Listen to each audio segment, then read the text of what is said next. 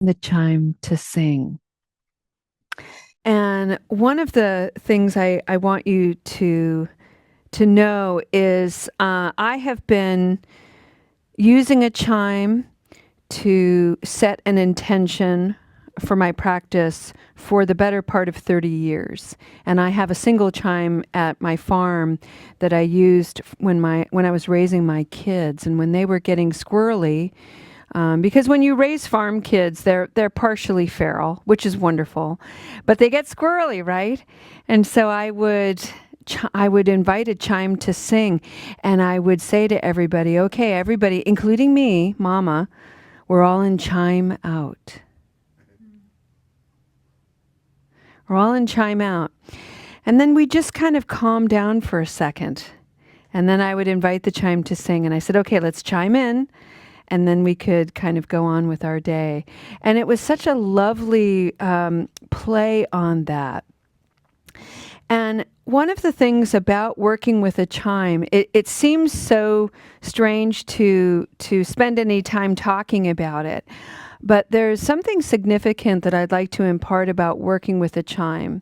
And that is, it is an access point of addressing violence and how casual we can be. So, for example, here's my chime mallet. And I don't strike this chime. I don't hit this chime. I invite it to sing.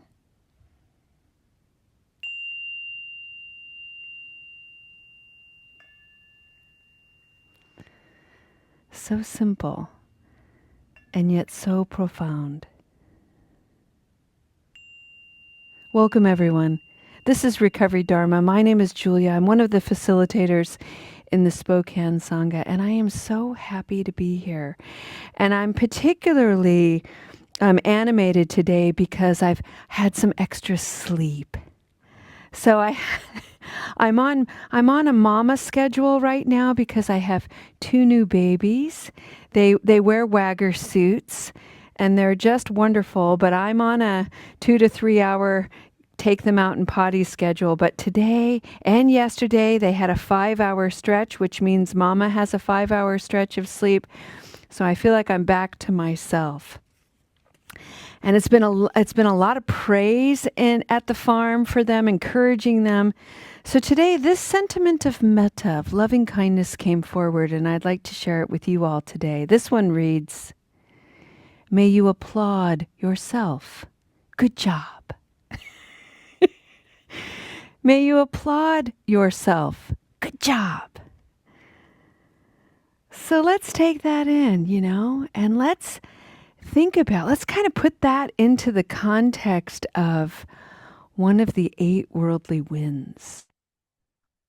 And if you're not familiar with the 8 worldly winds in Buddhism, these are 4 pairs of opposites used as instruction and concentration for the mind to focus on the way the mind can grasp or avoid the positive and the negative. Or sometimes we're grasping for the negative and we're avoiding the positive. It's kind of an interesting dynamic.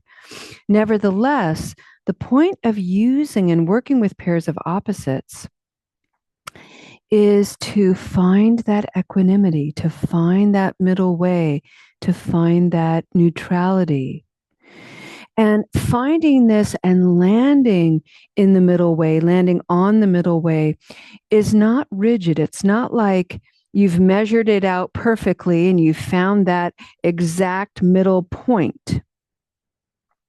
It's about learning to be supple, learning to bend from one side to the other, and then slowly pausing in a more balanced place and noticing until we kind of bend to the other way and so forth. So the middle way is big and there's lots of movement.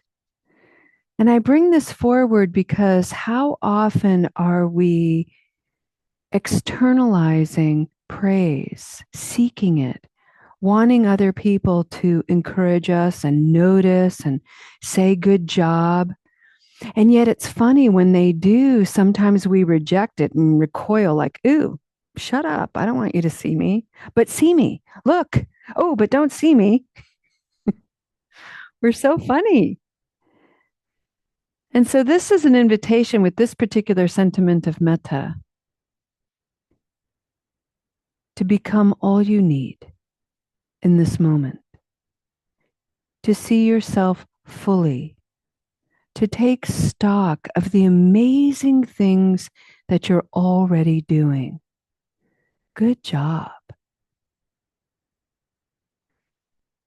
And for me, I know that when I can compliment myself, when I can see myself fully, it sort of softens the way to receive praise from other people because what I'm accepting or what I'm receiving is a perspective that I may not be able to see because I don't have their eyes, nor do I have their point of view.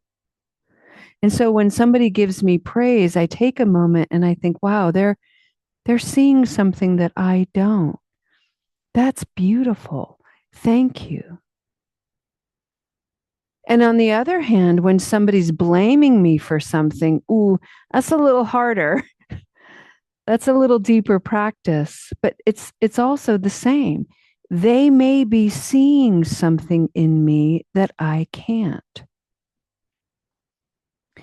And so when I work with blame, there are two things I work with. One is the critique, the feedback, and I can make it neutral in my own mind and in the way I receive it. Because again, they may be seeing something I can't. However, the delivery of that feedback is something I build a boundary for. Because if somebody is blaming me and they're trying to point something out, but they're doing it on the tip of an arrow, they're doing it with the intention to weaponize it and maybe even hurt me, that I don't allow. And so I build up a nice boundary. But nevertheless, if the feedback comes into my space and lands on me, it's probably because it's true. I may not like it, but it's true. And never the whole truth. So take stock of what a good job you're doing. Be curious.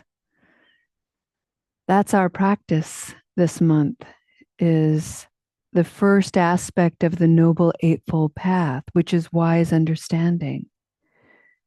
And we've reimagined it here to cultivate a spirit and a full-bodied essence of curiosity. Can I be my own cheerleader? Can I use language for myself that encourages me to keep going? Can I take stock of the good things I'm doing and the not so good things I'm doing? And can I just create a little space and a little distance? And wow, would you look at that?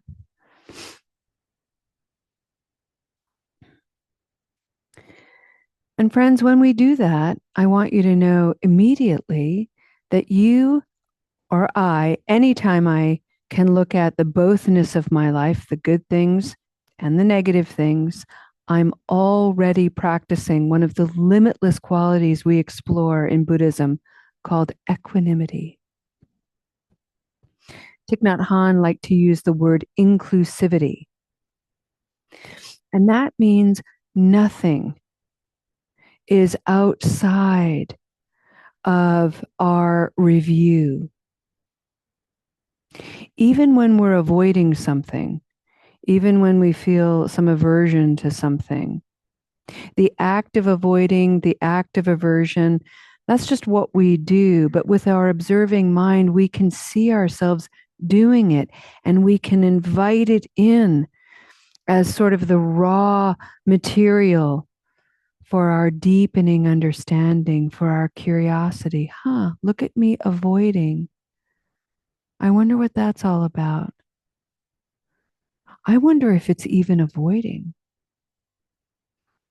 Maybe I'm intuiting something that says to pause. Maybe I am truly avoiding, but then again, maybe I can pause a minute and go, maybe something else is here. Something beyond my immediate and direct vision.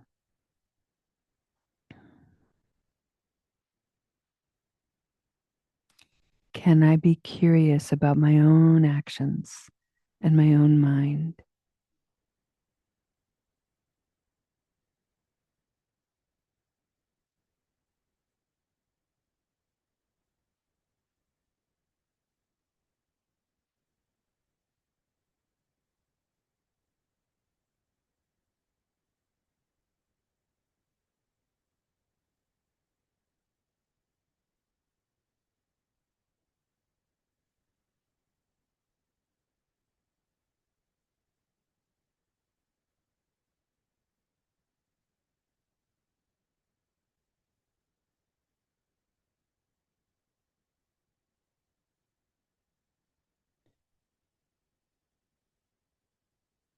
Friends,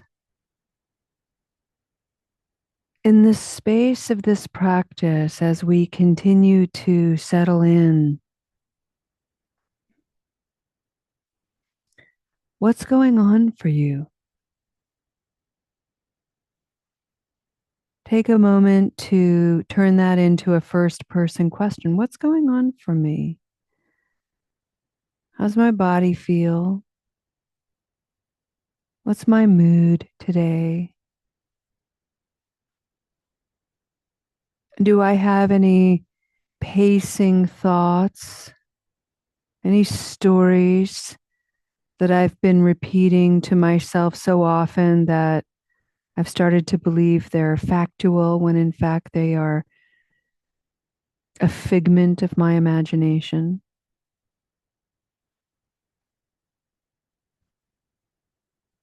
I find these four foundations of mindfulness to be exceptional access points to the cultivation of curiosity and by extension, the cultivation of understanding.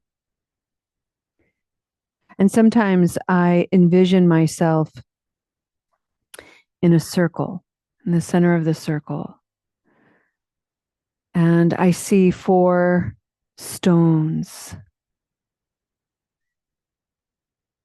in my circle. And every once in a while, I'll go and I'll touch this stone.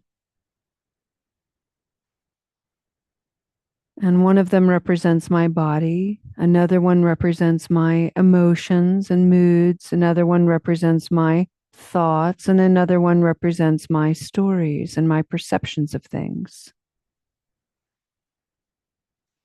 And I just go to this stone and I look it over. I really look at it. I get sort of a micro view of it. I get a macro view of it. And I just allow my mind to wander. Sometimes I sit down, I imagine myself sitting down on the ground and I put my back against this stone. I allow it to support me as I reflect with a gentle, loving kindness. I look over my own body. When I'm done with that, I go over to my mood and I look that over. Sometimes I have to go back to my body. Sometimes I go straight to my mental formations and storytelling. I just sort of dance around these stones, these pillars of mindfulness. And I use them metaphorically as a guide to get in touch with myself.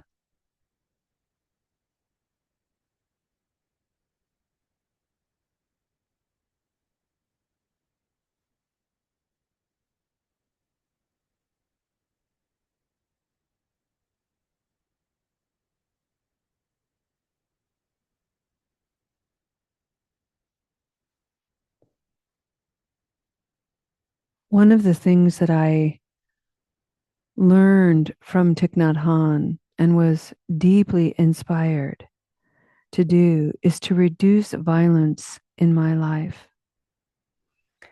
And it is amazing to me how often I have wielded a kind of spiritual hammer to chisel away at my habits, to pound myself down, to knock myself into shape, and so forth.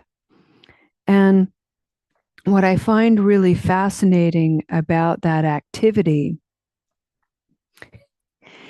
is how futile it has been.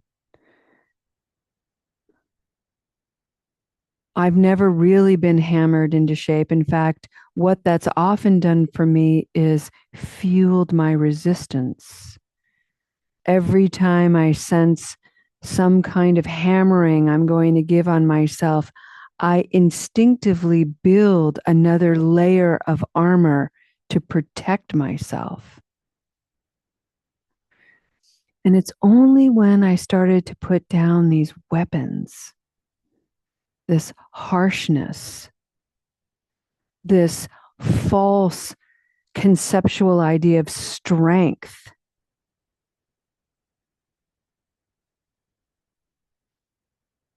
that I began to experience the authenticity and sincerity of vulnerability. I began to experience courage. I began to tap into joyful wonder and awe, qualities that are not only irrepressible, they're impenetrable.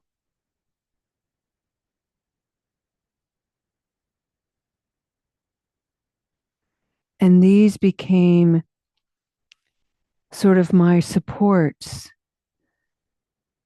They sistered me when I felt wobbly. They held me up when I fell back. I leaned into habit energy. I would feel this quality of wonder kind of shore me up a little bit and say, hey, Julia, go to that stone of mental formations and have a look around. Get curious about what you're thinking and what you're telling yourself and how you're telling yourself, the tone you're using, the language you're using. Is it kind? Is it true? Is it helpful? And if it isn't, it's probably violent and it can be abandoned completely.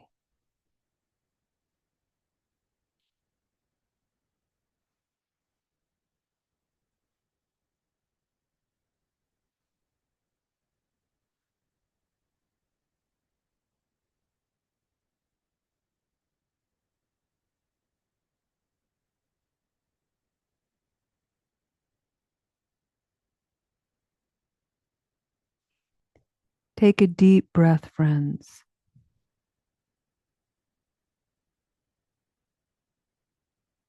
You have everything you need for this exploration. I have everything I need for this exploration. Breathing in,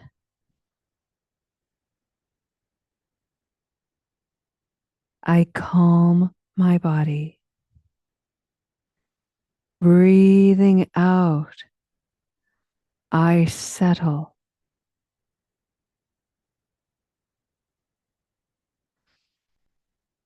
Dwelling in this present moment. There's nothing else to do than to be here in wonder.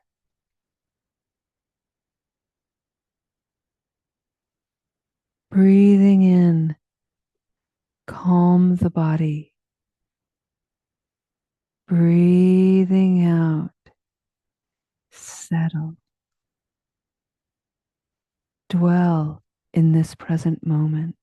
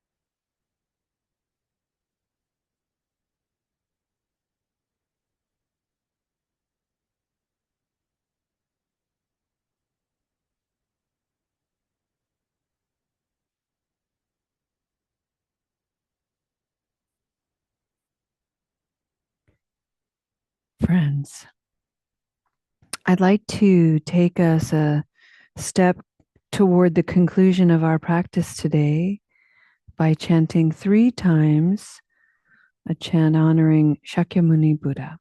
If you know this chant, you can chant along with me, and if not, you can just enjoy this beautiful chant.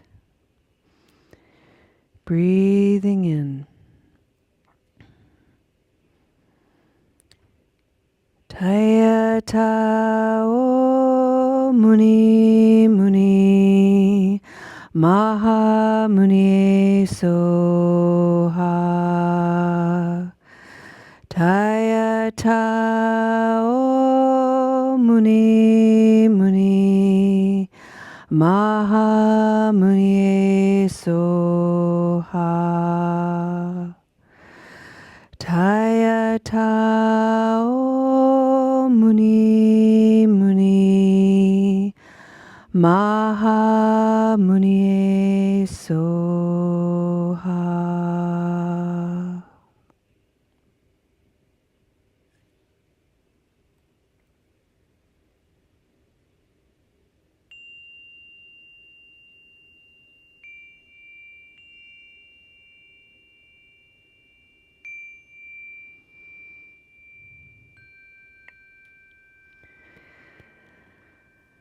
Oh. And let's go ahead and end our practice today with a dedication of merit.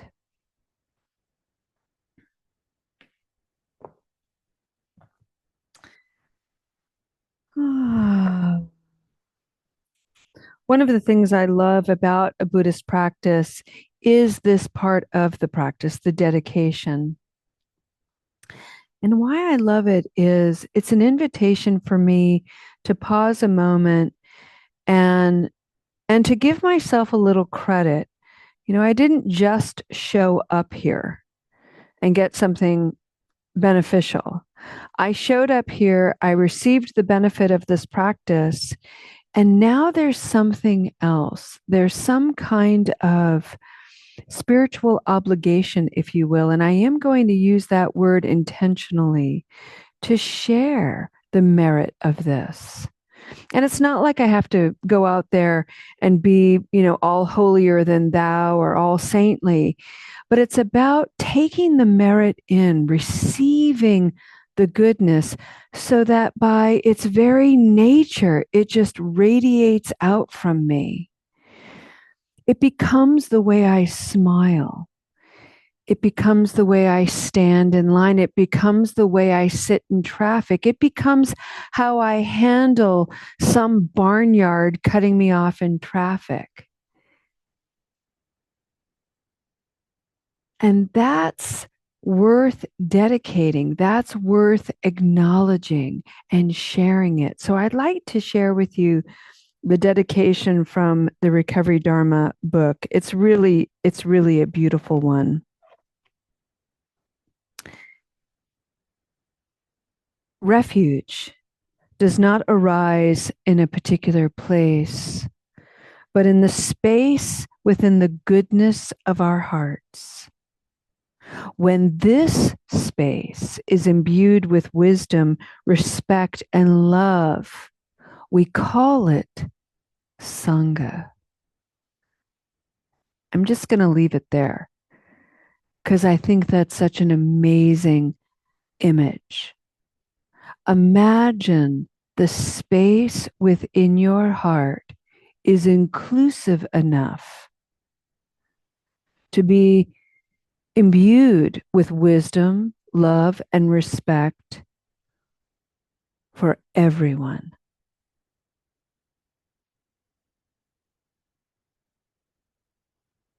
And in order to grow that kind of space, we do have to take refuge. We do have to come into the sanctuary of our own mind and heart.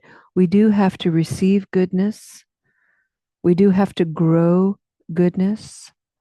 And thank goodness we have so much available that's kept alive and preserved, called the Dharma, by the Buddha and many Buddhas out there.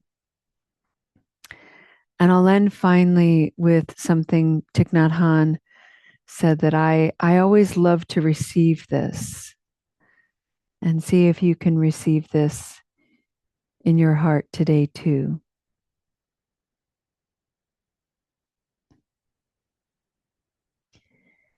Breathing in